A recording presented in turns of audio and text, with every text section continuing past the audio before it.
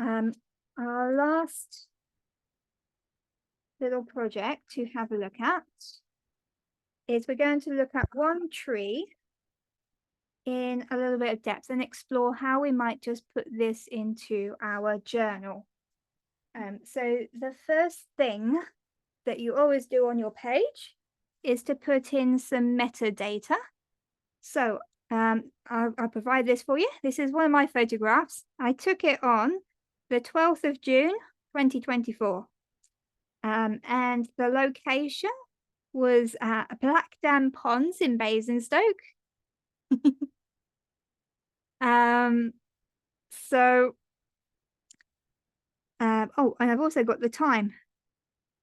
So it was 2:50 in the afternoon.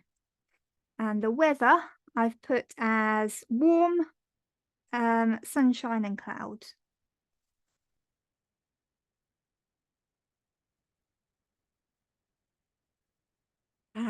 I've left a little space to put a title.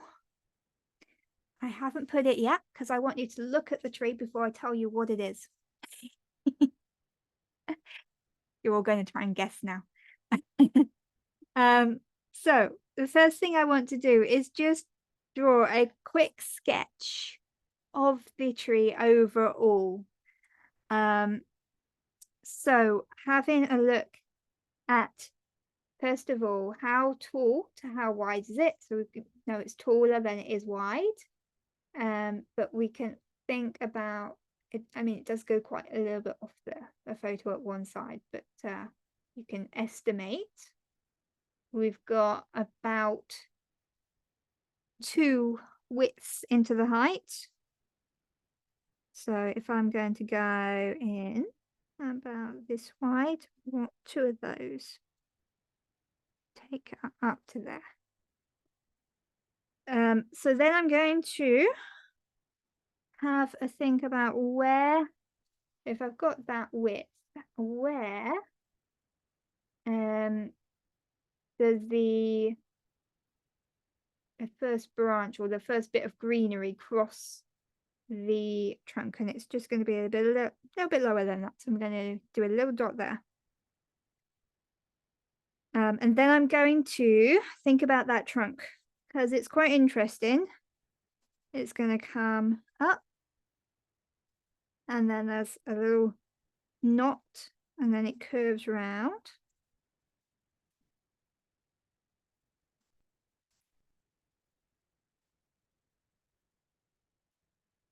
And we're going to continue it up through the greenery. Oh, we've got a branch coming off here. We've got some sort of branch going back here. We can't see very well. We've got a branch you can see here and here better. And we've got a lot of greenery coming through here as here. So let's do some clumps. So we're going to have a clump of greenery through here. We're going to have some coming up through here. And this time, rather than doing just a line out round, I'm actually dotting because that's going to be easier to turn into a more textured outline. So it's just going to make things a bit quicker. And greenery here. So anywhere where the greenery crosses in front of the trunk, have a go at just making your dots and your clumps go across the shape. Anything that is really sort of coming towards you, have a go at dotting a shape around.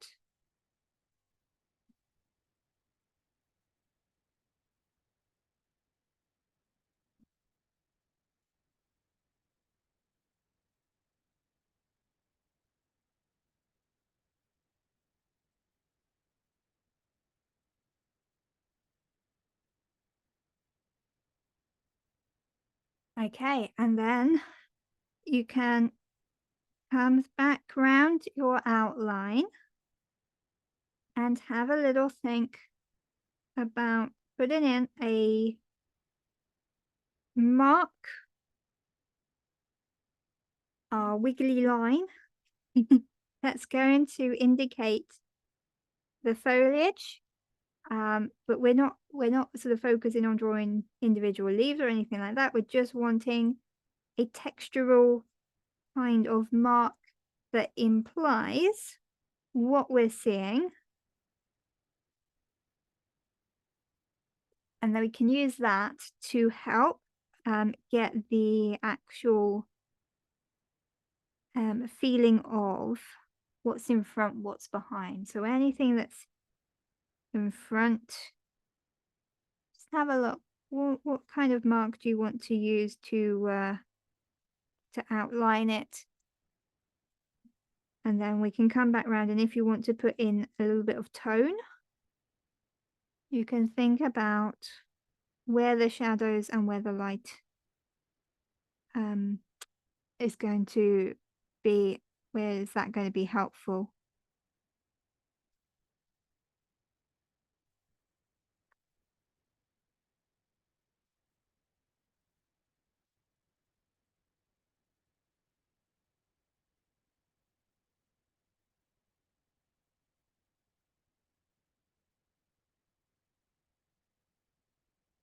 I do like when I'm doing this to sort of think about what direction are the leaves sort of being held in. So are they sort of sticking upright as they are at the tops of this tree?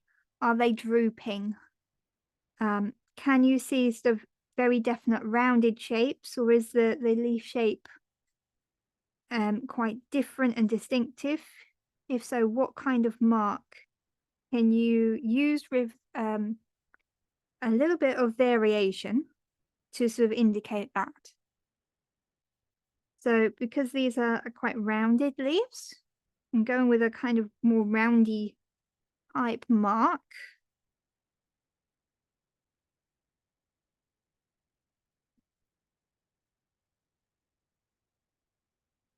I'm also paying attention to the edges and where I've got sort of leaves that are more prominent and sort of sticking out more, making sure that I get those put in.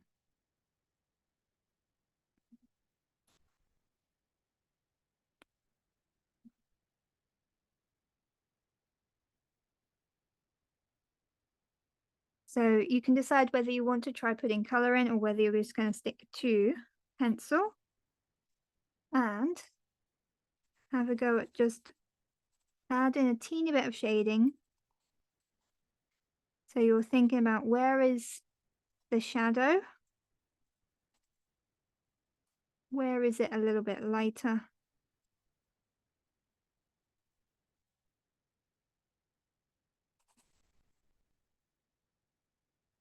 And you can use this to pull out any branches that are coming towards you a little bit more by thinking, okay, there should be a shadow behind. And if it's coming towards you, it's probably going to pick up a bit more light, at least on one side.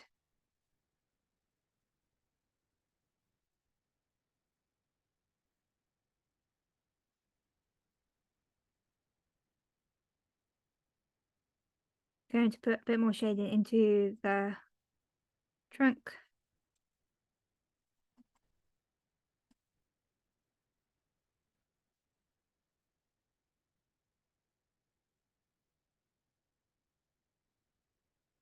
And also sort of notice, okay, there's quite a bit of different greenery and plants growing up at the base here. But there's ivy growing up this side as well.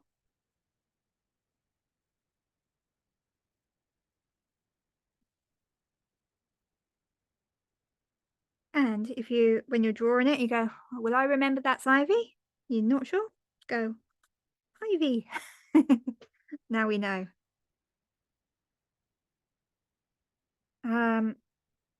It might also be good to notice where our tree is. So I'm going to put some water behind. I'm sure one of you is going to put a duck in.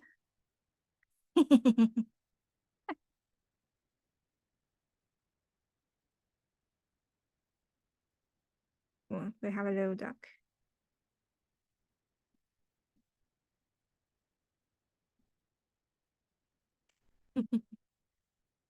Right. So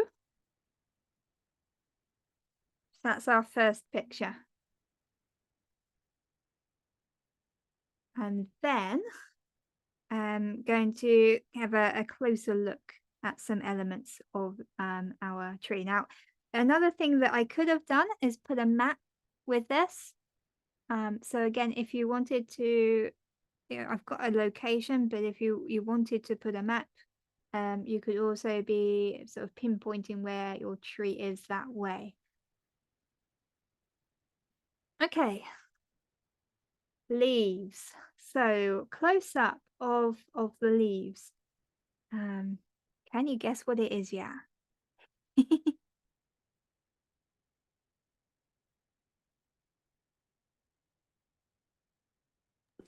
A beach? Oh, not a beach. I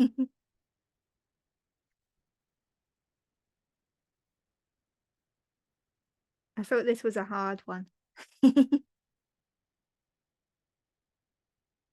I will tell you on the next slide. Let's have a look at drawing these. So the shape of the leaf is reasonably round. So you could start off with just a sort of rounded shape as a line through the middle for where the vein is. And then have a look at the edge, the margin. So we've got some serrated or slightly rounded edges. And the really interesting bit is when you get to the tip of the leaf, because it's not pointed. It has almost like a nibble shape. It goes in at the top. Now, not all of them do this, but quite often this is the shape you will see.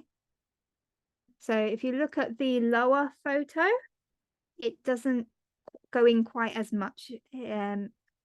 So you can sort of take note of two different types of leaf.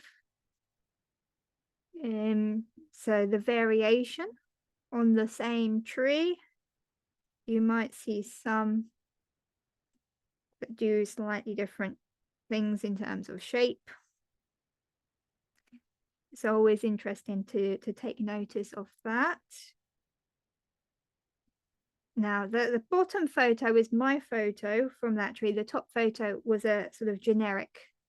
This is what it should look like. So that shows you the variation.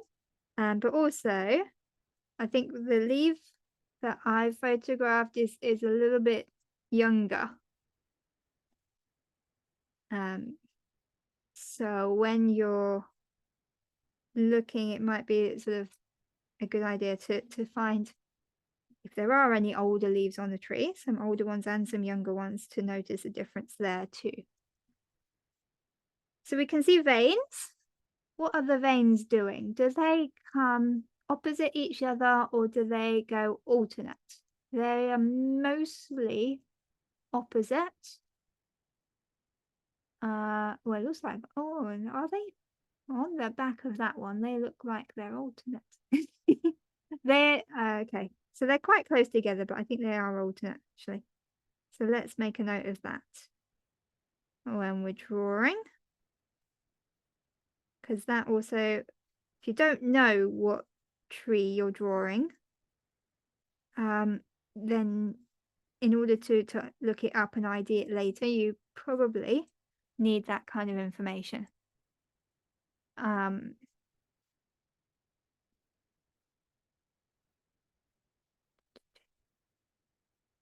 And that's why it's good to have a look at more than one leaf, because then you will be able to see the pattern a little bit easier. Okay, so again, you can describe what you're seeing. Indented top. This one, no point, but it's not indented.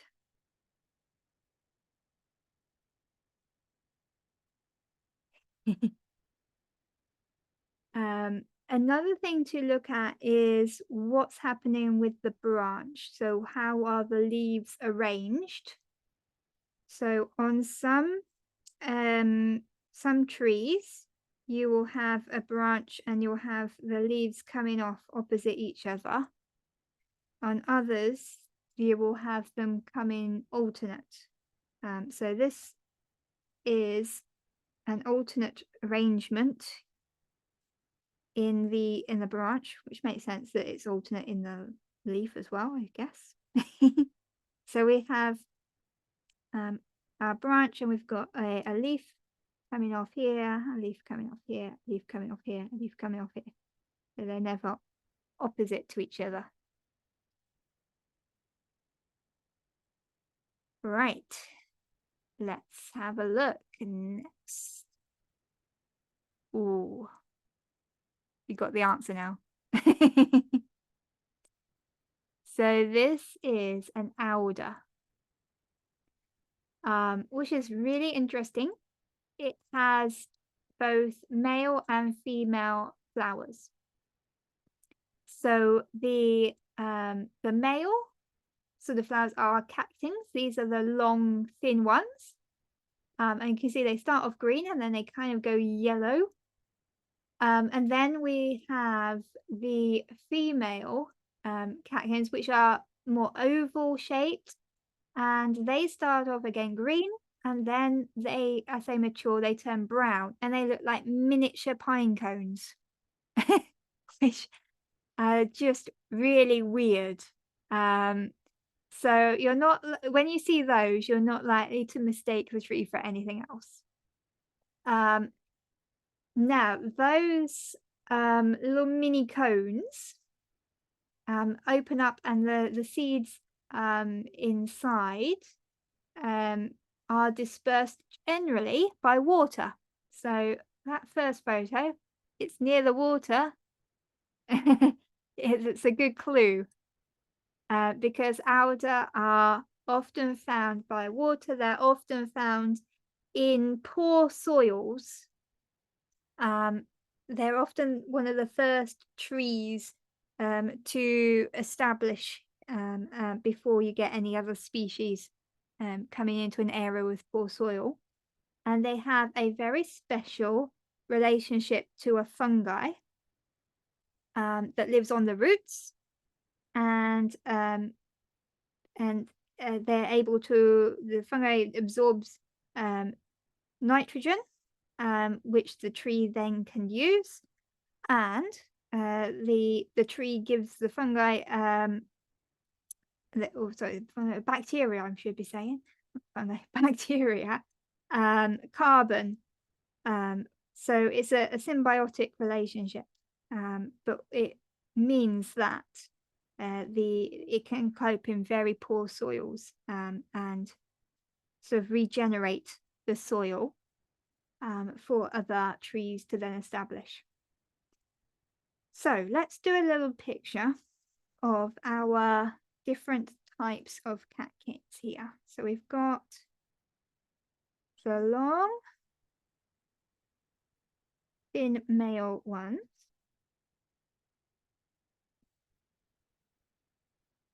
Which, if you just saw them by themselves, you might mistake for other things, like hazel perhaps.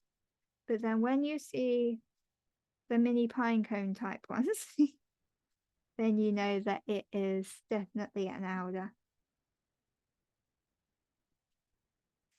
Here we go. So I'm going to simplify this, just basic shape, and then You see the little dark dots across. Let's have a go at putting some of those in.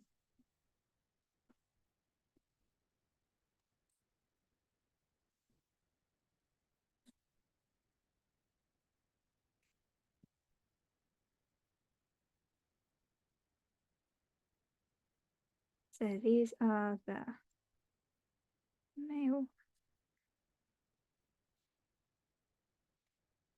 And then we have the bunch.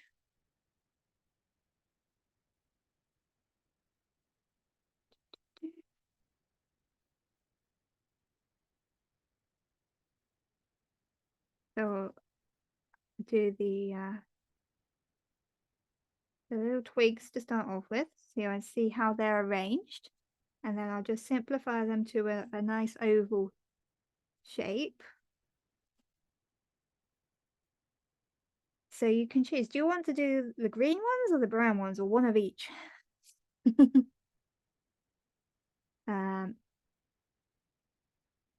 I saw this when it had the brown on it, so I'm going to stick to that.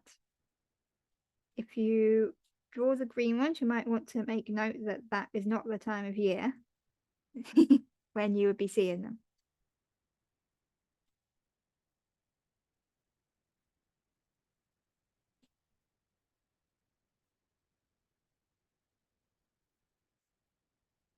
So I'm just going to do some contour lines.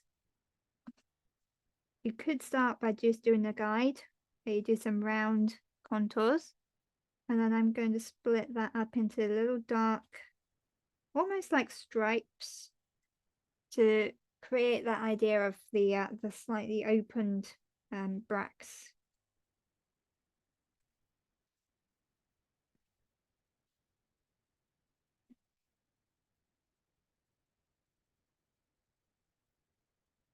And again, the texture is going to come from how you treat your edges. So if you pull out the edge so that it's nice and uneven, you get little spiky shapes there. It will help to create the impression that that continues through the body of that cone. Well, I'm calling it a cone. It's not really a cone, but that's what I'm going to call it because that's what it looks like.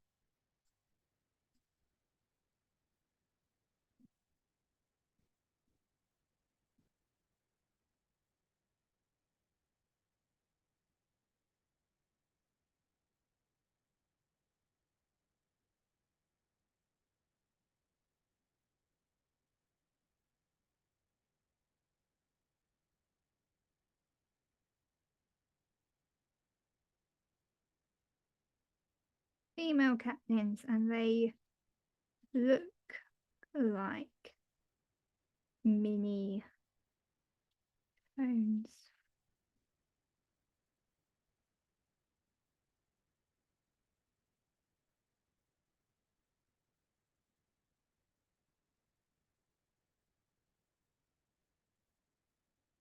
So it's a little bit unusual that you get both the male and the female flowers on the same tree. The female flowers, the cones, they tend to stay on the tree all year round. So even if you go looking in the winter, you might see some of these old ones still on the branches to help you identify that tree.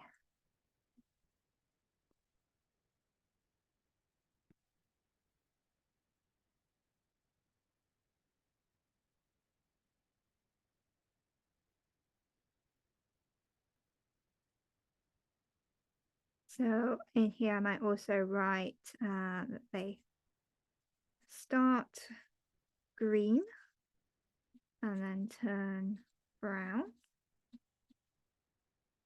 And these ones start green and then turn yellow.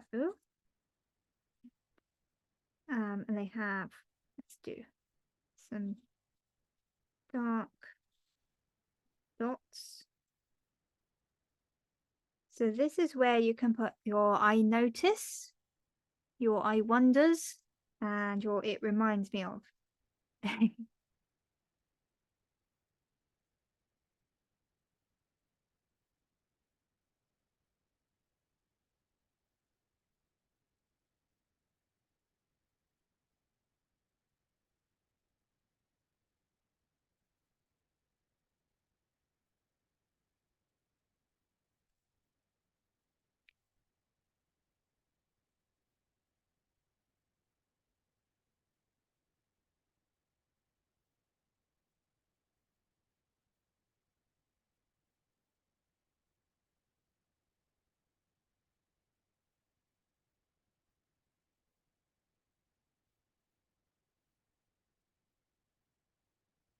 I'm just going to keep writing a little bit of information. So the flowers appear February to April, but these ones, the female ones, stay on the tree all year. They're pollinated by wind and seeds are dispersed in water.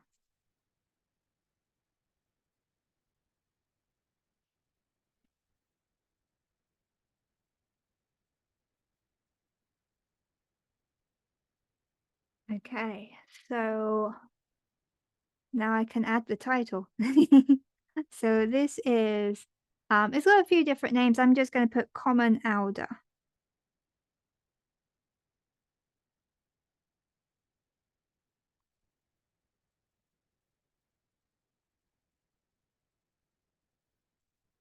And the scientific name, Aunus. Let's make that capital. Lutinosa.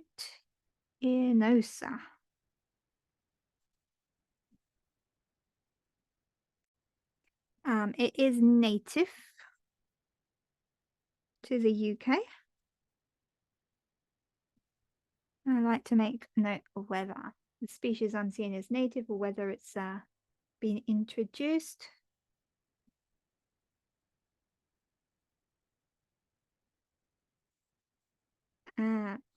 Found near rivers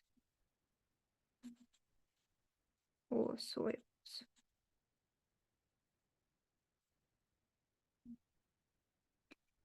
So it's one of those trees where the roots are really good because it's quite often found with water for preventing soil erosion. And the name of the bacteria is Frankia auni. So it might be good if you want to also make a note of that. And I haven't got a picture of the little nodules it creates on the roots, but if you wanted to look that up and add that to your page, then that is really interesting to have a look at.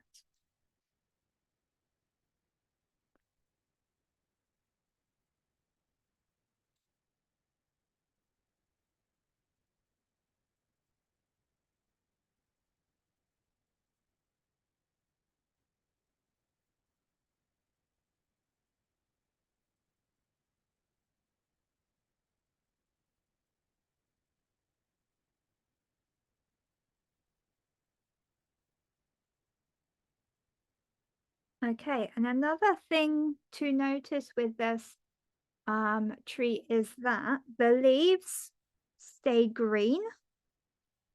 They don't turn autumny colors. There is lots of theories about why that is. But one thing is that the reason that the leaves on most trees turn color is that they stop photosynthesizing. They reabsorb the nutrients back into them. So one thing I've read, it likens it to the fridge. They're going to recycle their fridge, which is a leaf. So what they do is they empty the fridge of food first. So they're keeping that. And then they throw away the fridge, which is their leaves, and they get recycled. Whereas Alder, it doesn't recycle. It doesn't remove the food from its fridge before it recycles it. So the food is still in the fridge and that goes into the soil. So it's giving more nutrients back to the soil surrounding it. It's not keeping it for itself. And the reason it can get away with that is because of this symbiotic relationship with the bacteria. So it's got so much food, it's so rich, it doesn't need to take the food out of the fridge before it sends it to be recycled. And that's why these trees are really good for putting nutrients back in the soil and making these sort of poor soils where it can survive better, so that other tree species can come along and establish themselves afterwards. So that's a really interesting little relationship. Makes these trees, I think, quite interesting to learn about. Now, I've also put in a beetle at the top because I couldn't get away with not putting some sort of animal in there. So this is an outer leaf beetle if you wanted. I didn't see one of these, but if you wanted to include that in your page as well, that gives you another little thing to have a think about including. So this can be a page where you note down all sorts of information. Other things you might want to think about is if you're doing this for a tree that you're seeing yourself, what species can you see using the tree? So it could be a list of birds or a list of insects or anything else that you're seeing. It could be things like the ivy going up. So are you seeing other plants using the tree as a support or in a parasitic kind of way? You might also want to write down things like about the mythology and the symbolism and the uses of the tree. So another thing I found out about the alder is that most of Venice is made out of alder wood because it doesn't rot in water. So it's used for boats and any sort of thing that is where the wood needs to be able to cope with being in water for quite a long time. So that could also be information that you want to write down about your your tree. So hopefully that has been interesting to sort of just have a think about different ways of going about putting trees into your nature journal that will keep you sort of interested in exploring some of those methods as we go along. So here's a page of useful links for you. So these are pages where I've been researching different things for this session, but also anything where you it might be interesting to look into things that I've mentioned in a little bit more detail. Good one for the UK is the Woodland Trust, Forestry England. So have a look at those, and there are all sorts of tree identification guides as well that you can find. So I hope that you have enjoyed the session. It's given you lots of ideas, lots of inspiration, so that you can go out, have a look for trees near you, have a go at maybe trying to identify some of them, journal a page of a tree in detail, zoom in, zoom out, have a think about all of the different aspects, maybe return to the same tree throughout the year so you can look at it in different seasons, and have a play with some of the fantastic autumn leaves and colors that are around at the moment.